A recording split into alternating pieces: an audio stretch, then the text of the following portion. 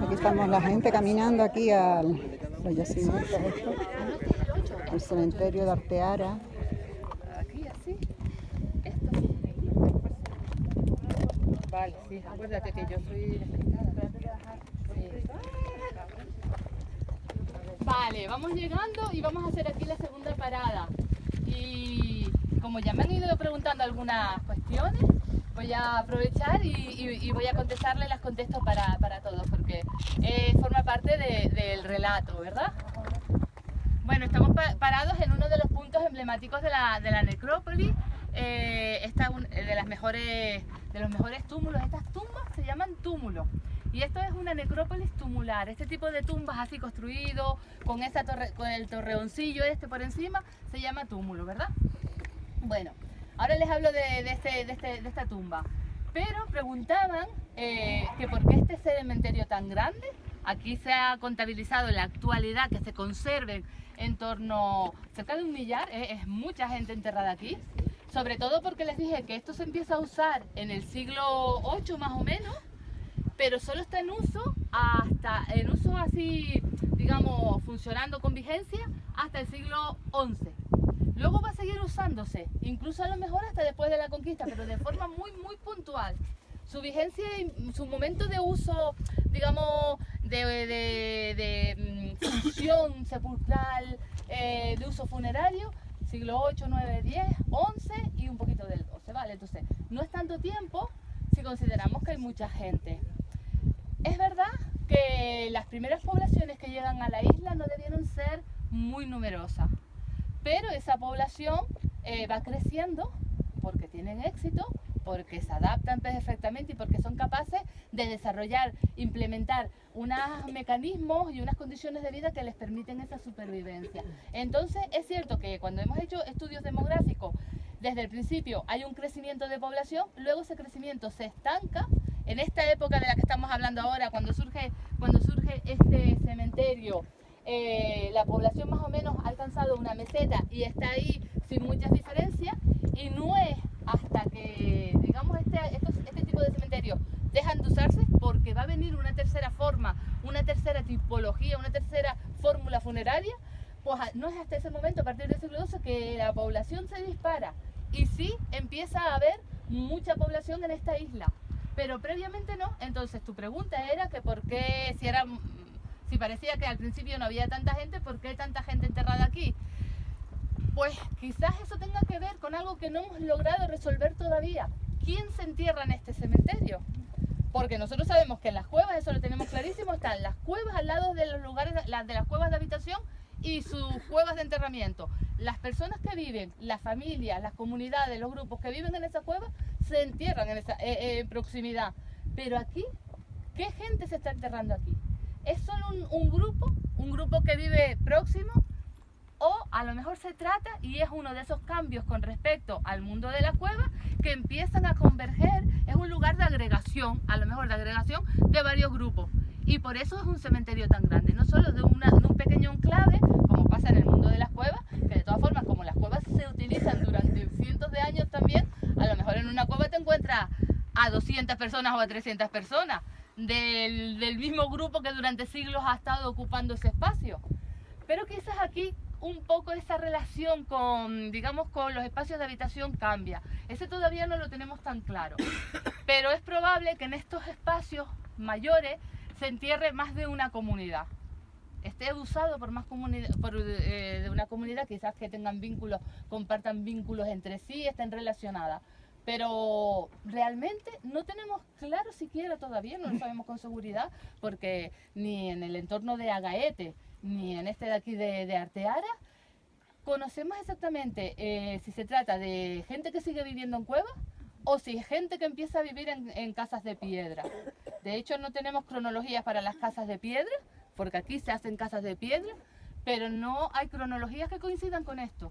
Las casas de piedra que conocemos en la isla son a partir del siglo XI, por tanto no estaría coincidiendo con el final de esto y la llegada de esa otra nueva forma de enterrar, que se entierra en fosas, que se entierra también en cistas, pero que no es este paisaje de Malpaís. Entonces aquí tenemos todavía un pequeño, digamos, un pequeño misterio, un interrogante que tenemos que intentar desvelar. ¿Dónde están las comunidades? ¿Dónde viven las comunidades que están usando este cementerio, igual que el cementerio del Maipés de Agaete? Es probable que no estén alejadas de estos espacios, pero igual son varios grupos las que lo están usando. Esta tumba es famosa. Es una tumba significada dentro de la necrópolis porque es grande, porque utiliza un emplazamiento destacado. Fíjense que todo lo que están viendo y todo lo que ven hasta prácticamente arriba es el cementerio. Las tumbas están camufladas, están disimuladas, pero todos esos amontonamientos de piedra que ven por ahí son tumbas también. Entonces, aparte de ser construcciones y de ser individuales, hay una jerarquía en el enterramiento. Hay tumbas que son más grandes, que están mejores construidas, que ocupan lugares prominentes, y hay otras tumbas que son más pequeñas, igual no están tan bien construidas, están en relación de dependencia con las mayores. Eso es jerarquía. Eso es jerarquía. Entonces estamos siendo testigos también en la historia de las primeras poblaciones que llegaron a la isla. Estamos viendo por primera vez la desigualdad social, las diferencias de roles interpersonales, ¿no?, entre las personas.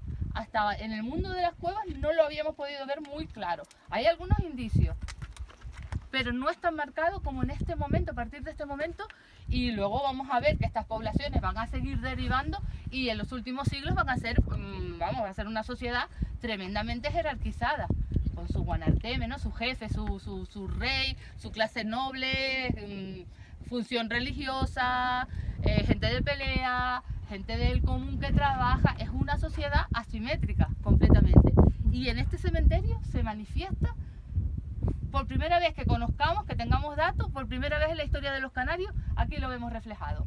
Esta tumba es la fecha más antigua que tenemos para este cementerio.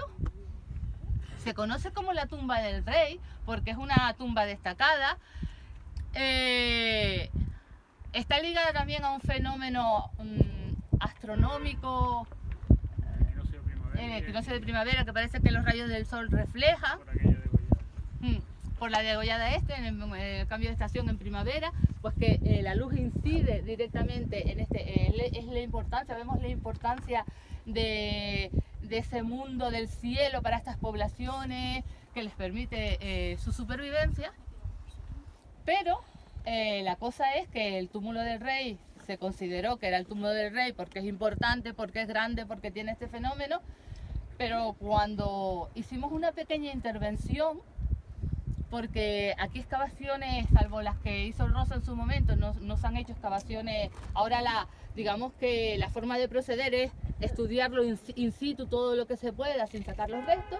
Cuando hicimos ese pequeño sondeo, lo que comprobamos es que estaba ocupada por voy a decir, un individuo adolescente, jovencito, de 15 años o jovencita, porque a esas edades, solo con los huesos, es muy difícil de diagnosticar el sexo. Entonces, igual es la tumba del rey joven o igual es la tumba de la reina joven, no lo sabemos. Podríamos intentar hacer ADN para desvelar ese misterio, ¿vale? Pero lo que sí sabemos con seguridad es que estuvo ocupada por un individuo, un muchacho o una muchacha de en torno a los 15 años. No era una persona, bueno, quizás en esa sociedad era ya una persona completamente adulto, con todas las responsabilidades de una persona adulta, pero para nosotros está en esa etapa de preadolescencia o de un individuo subadulto. ¿Y se sabe si debajo de todo esto hay túneles de estos que están...? Yo no conozco ninguna información al respecto de túnel. Este paisaje es un paisaje muy duro, ya has visto que subir no es sencillo y el camino está acondicionado, aunque esto debe ser un antiguo camino que se ha mantenido. A mí no me consta, pero sí que vamos a ver a lo largo del camino que lo que se hace es aprovechar, digamos, las características de este espacio. Aquí se construye, pero en otros lugares vamos a ver que lo que se hace es aprovechar una grieta ya natural entre varias piedras, colocar algunas piedritas más para cerrarla y eso ya se convierte en un túmulo. Esto es una construcción está bien construido, ahora lo vamos a ver por detrás, pero en otras partes de la necrópolis aprovecha, todas las tumbas no están tan bien, no hay están tan esmeradas lo que es la técnica constructiva, ni muchísimo menos. Algunas están abigarradas, que no se nota dónde empieza una y termina otra. Y luego este núcleo de aquí, que es como el que digamos es el principal. Verónica, al difunto se le enterraba también con pieles, o sea, quiero decir, Vale. o se depositaba con fardos. Sí, es la pregunta también que le hiciste tú. Nosotros sabemos que a las personas que enterraban en cuevas, porque hemos visto los ejemplos en el Museo Canario, las enfardaban con pieles de animales o con esterillas hechas de fibras vegetales, de junco, ¿vale? Eso es lo llamamos un fardo funerario, es una mortaja, ¿no? Con la que se envuelve el cadáver. Y eso solo lo habíamos reconocido en las cuevas, las famosas momias de Gran Canaria, las momias de Tenerife, algunas de La Palma. Pero ¿qué pasa? Que cuando empezamos a estudiar cementerios al aire libre de este tipo, los huesos, la posición de los huesos nos indican exactamente que estas personas fueron, digamos, preparadas para la muerte exactamente igual, siguiendo el mismo procedimiento que como se utilizaba en las cuevas. Por lo tanto, estas personas fueron enterradas en fardo exactamente igual, atadas de la misma forma. Primero se ata el cuerpo por los hombros, por los codos, por las rodillas, las manos y la cadera, y los pies, todo se ata muy fuerte, los tobillos, y luego se empieza, si se usan pieles, se empieza a dar vueltas con unos lienzos de pieles, y si se usan esterillas, con las esterillas tejidas, o se utilizan las dos cosas también. ¿Qué pasa? Que en este ambiente, al aire libre, donde hay tantos contrastes de temperatura, un calor tremendo en verano o por el día, un frío y una humedad tremenda por la noche, esos cambios de temperatura, esos contrastes de humedad y de temperatura son muy malos para la conservación de todo lo que es el material orgánico. Entonces esos fardos han desaparecido, aunque en esta necrópolis sí hemos recuperado fragmentos muy pequeñitos de trozos de piel y de trocitos del fardo funerario también, de fibra vegetal, de junco, pero mínimo, ¿vale? Pero esta forma de procesar el cadáver es muy conservadora y va a estar vigente desde los primeros enterramientos más antiguos en cuevas que conocemos, que son del siglo III, hasta la época de la conquista. Se prepara siempre más o menos el cuerpo de la misma forma.